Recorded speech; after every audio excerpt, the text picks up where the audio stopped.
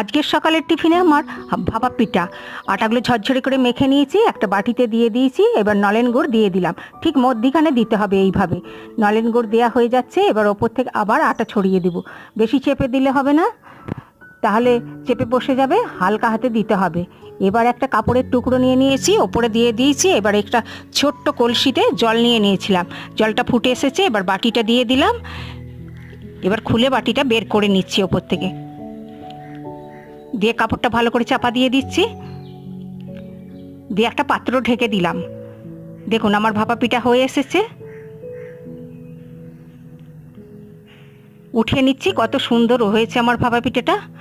আপনারা আমার নর্মাল রান্নাঘরের পাশে থাকবেন আর নতুন নতুন ভিডিও দেখতে থাকবেন। আপনারা সুস্থ থাকুন, ভালো থাকুন। দেখুন আবার একটা করে নিচ্ছি, এইভাবে বানিয়ে নিতে হবে। আপনারাও বাড়িতে বানান আর খান।